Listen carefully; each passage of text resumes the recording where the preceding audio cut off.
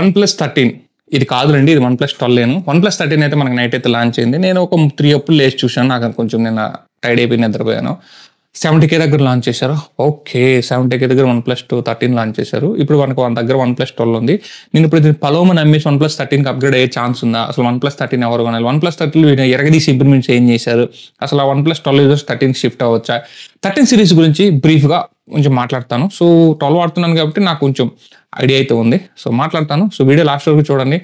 ఇక like, share, subscribe మీ ఇష్టం. మీరు ఏ మొబైల్ వాడుతున్నారో కామెంట్ సెక్షన్లో పెట్టండి. కొంచెం వీడియో బూస్టప్ అయితే అవుతుంది, నలుగురికి తెలుస్తుంది విషయం.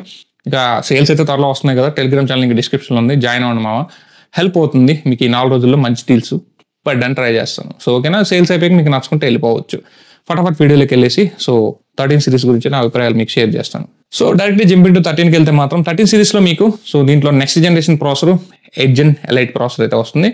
సో ప్రాసెసర్ పరంగా ఖచ్చితంగా ప్రతి జనరేషన్ కూడా 10% ఇంప్రూవ్మెంట్ చేసుకుంటూ పోతారు. ఇది యాంటిట్యూడ్ 21 మిలియన్ స్కోర్ చేసి 2.1 మిలియన్ స్కోర్ చేసి అది మీకు 2.8 మిలియన్ స్కోర్ చేస్తుంది. అది ఈసారి 30 to 35% పెర్ఫార్మెన్స్ బూస్ట్ అయితే ఉంది. సో కాకపోతే ఇదే సాగుగడేస్తుంది మా ప్రాసెసర్, ఇదే సూపర్ పర్ఫార్మెన్స్. ఇంక 2-3 years దీన్నే మనం మార్చాల్సిన అవసరం లేదు. ఇంకా పవర్ఫుల్ కావాలంటే యువర్ విష్, మీరు 12 నుంచి 13కి అయితే వెళ్ళొచ్చు. సో కాకపోతే నాకు 12 ది బెస్ట్ పర్ఫార్మెన్స్ అవుట్పుట్ అయితే స్టిల్ అయితే వస్తుంది అనమాట. సో ప్రాసెసర్ అయితే మాత్రం సో 11 or 10 ఆ సిరీస్ వాడేవాళ్ళు అయితే 13కి అయితే వెళ్ళిపోండి. ప్రాసెసర్ పరంగా క్లారిటీ ఇచ్చాను. కెమెరాస్ పరంగా సో దీంట్లో 50MP మెయిన్ సెన్సార్ వస్తుంది, లిటియా సెన్సార్. అలాగే మనకి 40MP సోనీ సెన్సార్ వస్తుంది. అలాగే 64MP periscopic omni vision censor అయితే వస్తుంది. సో ఇక్కడ మెయిన్ 13MP ఫ్రంట్ సెన్సార్ వస్తుంది. సేమ్ సెన్సార్స్ దాంట్లో ఉంటాయి. కాకపోతే ఇక్కడ ఒక సింపుల్ అన్ని 50MP సెన్సార్స్ ఉంటాయి back side. So omni vision sensor telephoto తీసి పెరిస్కోపిక్ తీసి టెలిఫోటో తీసుకొచ్చారు. సో అది కూడా పెరిస్కోపిక్ ఇచ్చుంటే బాగుంది అనిపించింది. ఇక మనకి 50MP సెన్సార్ ఇక్కడ అల్ట్రా వైడ్ సోనీ ఉంటే అక్కడ తీసుకెళ్ళి Gen1 sensor, Samsung sensor. So Samsung sensors అయితే నాకైతే అంత మంచి అభిప్రాయం లేదా, దాని గుడ్ పర్ఫార్మర్ అని చెప్పొచ్చు. సో ఇక 32MP ఫ్రంట్ సెల్ఫీ సెన్సార్. కాబట్టి దీంట్లో 4K 60fps రికార్డింగ్ ఫెసిలిటీ దీంట్లో తీసుకొచ్చారు.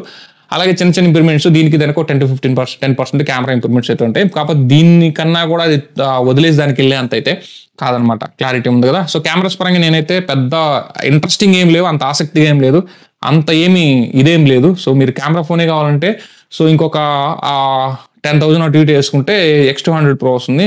కిర్రా కెమెరా, నిజంగా చెప్తున్నాను, టోప్ కెమెరా ఇది. సో 13 కూడా దీని ముందు బలార్థం అనమాట. మీరు కెమెరా కోసం చూస్తుంటే అసలు 13 స్కిప్ చేసి X200 Proకి వెళ్ళిపోండి. ది బెస్ట్ అవుట్పుట్ తీసుకుంటారు, ది బెస్ట్ పర్ఫార్మర్ కెమెరాలో. కాబట్టి మీరు కెమెరా కోసం అయితే OnePlus 13కి వెళ్ళాల్సిన అవసరం అయితే లేదు. నెక్స్ట్ వచ్చేసి బ్యాటరీ లైఫ్. ఇక్కడ బ్యాటరీ లైఫ్ బాగా మారుతుంది. సో దాంట్లో సిలికాన్ డయోడ్ బ్యాటరీ అయితే వస్తుంది, 6000 mAh బ్యాటరీ అయితే వస్తుంది. దీంట్లో మీకు 5400 లిథియం అయాన్ సెల్స్ బ్యాటరీ అయితే వస్తుంది అనమాట. కాకపోతే రెండిట్లో వీళ్ళు చేసే ప్రామిస్ ఏంటంటే 4 years వరకు యూజబుల్ బ్యాటరీ అని చెప్పి స్టాండర్డ్ బ్యాటరీ అని చెప్తున్నారు. కాబట్టి ఇది కూడా మీకు 4 years వరకు స్టాండర్డ్ బ్యాటరీ. నేను 1 year అప్రాక్సిమేట్గా వాడితే నాకు జస్ట్ 2% డ్రాప్ అయింది. 98% స్టిల్ దీంట్లో ఎనర్జీ జ్యూస్ అయితే ఉందన్నమాట, అంటే 1 yearకి. సో నేను ఇంకో 2 years వాడినప్పుడు మహా అంటే 90% అయితే డ్రాప్ అవుతుంది.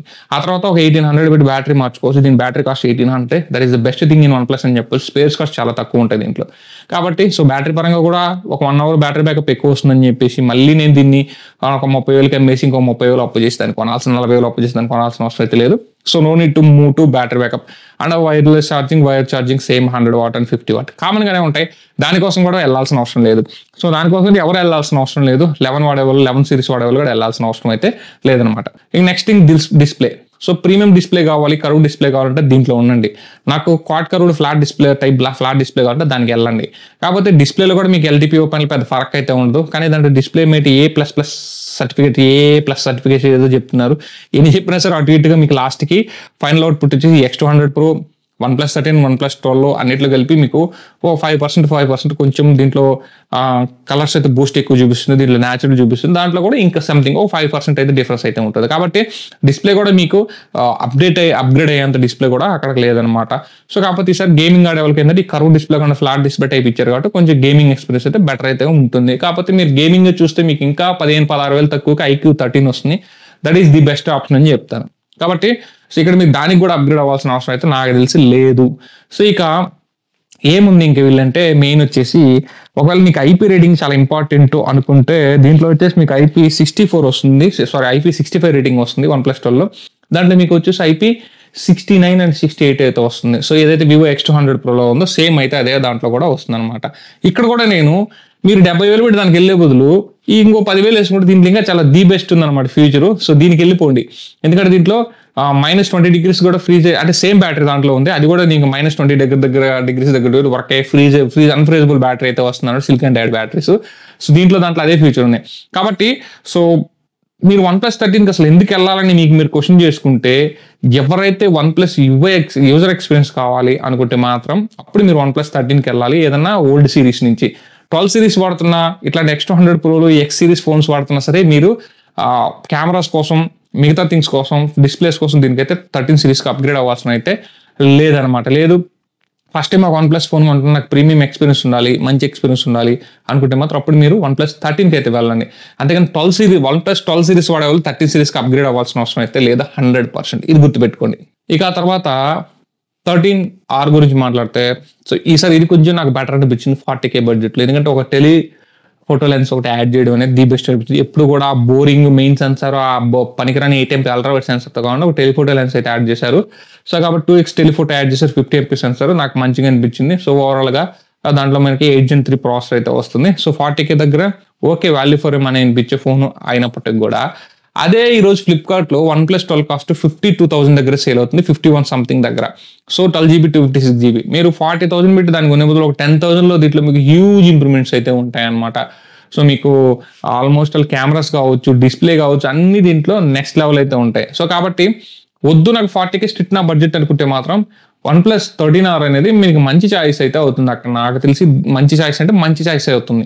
So IQ Neo 10 Pro, Neo 10 series రాకముందు ఇప్పటికైతే ఇదే బెస్ట్ చాయిస్.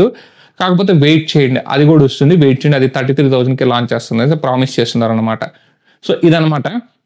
అండ్ ఇంకా నాకు 13R కన్నా కూడా ఇంకా 12 కావాలంటే ఒక 2-3 months పీస్లు 45 అట్లా వచ్చేస్తున్నాయి ఆఫ్లైన్లో, వెళ్ళి తీసుకోండి. So 12 is the best options till date అని చెప్పి ఈ రెండింటికి ప్రత్యామ్నాయం 12 అయితే ప్రజెంట్ అయితే ఉందన్నమాట. సో ఇది నా హానెస్ట్ ఒపీనియన్. అయితే OnePlus ఒక 5 to 10% ఇంప్రూవ్మెంట్ చేసింది. IP రేటింగ్ కావచ్చు, బ్యాక్ సైడ్ కొంచెం డాల్బీ విజన్ వీడియోస్, కెమెరాస్ అవి యాడ్ చేయడం కావచ్చు, బ్యాక్ సైడ్ లెదర్ ఫినిష్ తీసుకురావడం కావచ్చు. ఇది గ్లాస్తో వస్తుంది, అంటే లెదరు, వుడ్, గ్లాస్ 3 ఆప్షన్స్ కూడా ఇచ్చారు. సో లెదర్ ఫినిష్ కావాలంటే లెదర్కి అయితే వెళ్ళిపోవచ్చు. కెమెరాస్ పరంగా 10% ఇంప్రూవ్మెంట్ అయితే ఉంది. దట్ ఈస్ కూల్ థింగ్ అని చెప్పొచ్చు. Okay fine, 10% Dolby vision video front రావడం, 60fps 4K 60fps వీడియో రావడం ఓకే. కాబట్టి దీంట్లో అవి లేవని బాధపడాల్సిన అవసరం లేదు. సో దీంట్లో చాలా మంచి వీడియోస్, ఫొటోస్ ఇప్పటికి కూడా టిల్ డేట్ మీరు తీసుకోవచ్చు.